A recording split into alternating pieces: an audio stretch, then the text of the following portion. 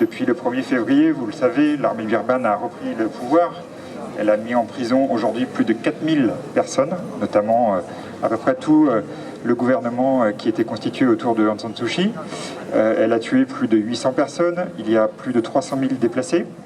Et depuis le début de ce coup d'État, la Chine, dans son langage diplomatique, et vous pouvez aller vérifier sur l'agence Xinhua, la plus grande agence de propagande du monde, elle écrit que c'est un remaniement ministériel et il n'y a aucune information sur la répression.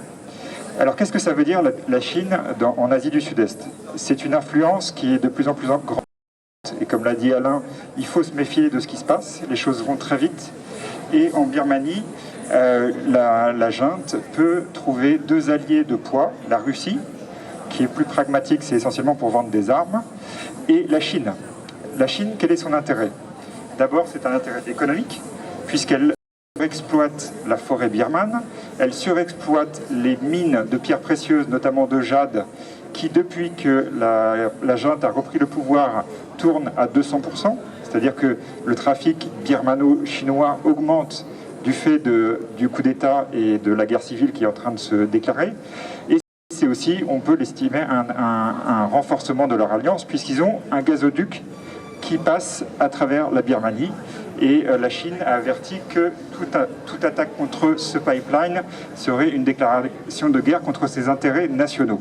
Donc on voit à quel point un régime comme celui des généraux birmans, dictatorial, complètement rétrograde, conservateur, raciste, ceux qui ont commis le massacre des Rohingyas, malgré ce qu'on a pu voir depuis l'extérieur, ce ne sont pas les cadres de la Ligue nationale pour la démocratie de Aung San Suu Kyi, même s'ils ont été extrêmement ambigus sur cette situation, mais c'est les mêmes bataillons, notamment le 77e bataillon d'infanterie, qui est le plus fidèle au dictateur Min Aung Hlaing, qui a commis les massacres dans l'état du Rakhine contre les Rohingyas, et qui aujourd'hui est autour de Mandalay, une des villes qui a le plus manifesté la dictature. Donc on voit à quel point les pires dictateurs peuvent trouver un soutien sans faille auprès de la Chine, et ça montre à quel point nous devons être vigilants et surtout soutenir les peuples qui ont cette envie de libération vis-à-vis de la Chine.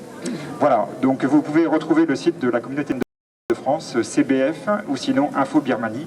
Et évidemment, un dernier mot, on parle de la Chine, mais dans ce jeu très malheureux qui se joue en Birmanie, il y a aussi les intérêts occidentaux, notamment Total, notre fleuron national, qui est le plus premier pourvoyeur de fonds de la junte birmane. Merci beaucoup, merci Marie.